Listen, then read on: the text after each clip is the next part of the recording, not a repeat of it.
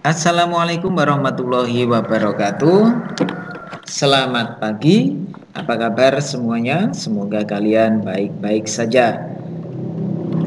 Pada pertemuan kali ini, materi pemrograman web dan perangkat bergerak. Kita akan membahas kompetensi 3.1 dan 4.1, yaitu memahami konsep teknologi aplikasi web dan mempresentasikan pelbagai teknologi pengembangan aplikasi web. Materi yang akan kita pelajari yaitu konsep WWW, kemudian teknologi aplikasi web, macam-macam browser, konsep web server, macam-macam software web server, macam-macam editor teks, dan tool pengembangan web. Oke, kita akan bahas satu persatu. Apa itu WWW? Pengertian WWW atau World Wide Web adalah suatu ruang informasi di internet yang digunakan oleh pengenal global yang disebut dengan pengidentifikasi sumber ragam atau URL, Unsource Relocator, untuk mengenali sumber daya berguna. World Wide Web berisi kumpulan pelatihan web dari berbagai seluruh bagian dunia untuk menyediakan informasi data yang bisa digunakan bersama. Kesimpulannya adalah World Wide Web merupakan sumber informasi atau ruang informasi yang ada di dunia internet. Jadi ketika kalian menggunakan internet, maka kalian berada pada bagian WWW. Selanjutnya adalah macam-macam web browser. Macam-macam web browser ada banyak sekali.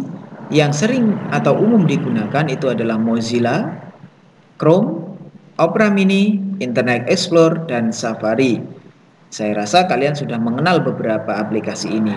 Nah, aplikasi ini untuk apa? Web browser ini digunakan untuk menampilkan atau menyajikan informasi yang diambil dari web server.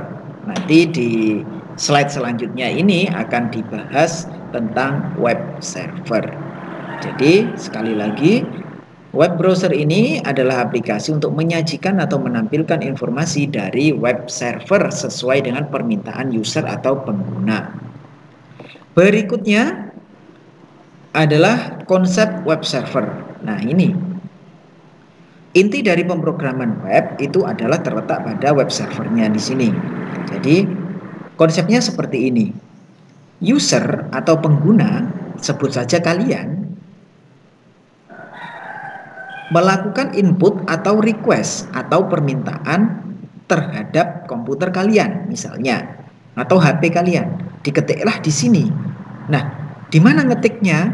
Ya kalian menggunakan web browser tadi, bisa pakai Chrome atau Firefox. Ketika kalian mencari menggunakan Mozilla Firefox atau Chrome, maka itulah yang disebut dengan request atau permintaan. Web browser tersebut akan melakukan permintaan kemana? Ke web server. Jadi dari web server ini diolah datanya, kemudian diambillah data dari data servernya. Adakah datanya? Jika ada, maka web server akan menampilkan kembali ke web browsernya, ke Mozilla atau Chrome tadi, sehingga kalian mendapatkan apa yang kalian minta atau request yang kalian minta tadi. Sederhananya seperti ini untuk konsep web servernya. Pada pemrograman web ini nanti kalian akan menggunakan web browser dan web server untuk mengolah pemrograman web yang akan kita pelajari. Next. Nah, tadi ada web browser dan sekarang ada web server. Web server itu ada apa saja?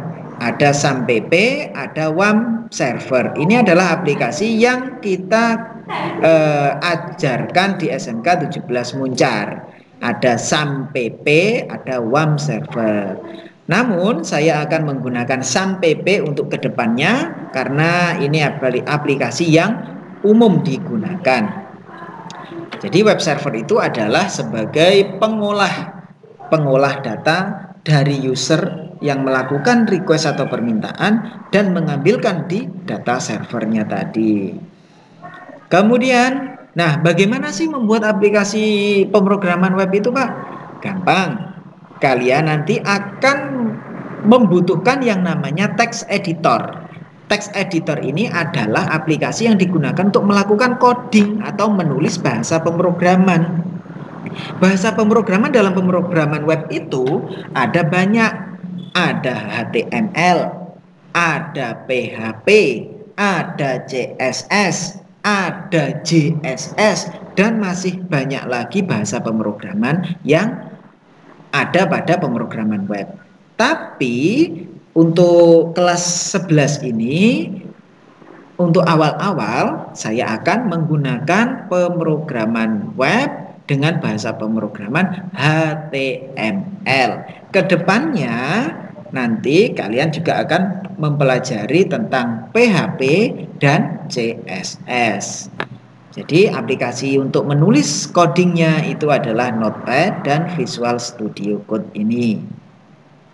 Selanjutnya, tool pengembangan web. Apa sih tool pengembangan web itu? Adalah alat pendukung untuk mengembangkan web. Ya, jadi adalah alat yang mendukung untuk pengembangan web. Apa saja? Ya, untuk melakukan debugging, kemudian untuk melakukan desain, untuk menganalisis kesalahan dari penulisan codingnya. Nah, nanti kita membutuhkan yang namanya tools pengembangan web ini. Di sini saya mengambil referensi dari dumetschool.com. Akan saya buka. Nah, ini 12 tool yang dibutuhkan untuk web developer. Yang pertama ada Firebug, kemudian HTML Entity, ada Adobe Edge Inspect, Load Impact, dan lain sebagainya.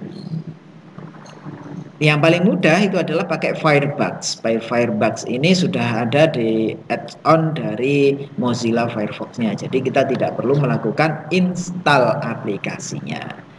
Kemudian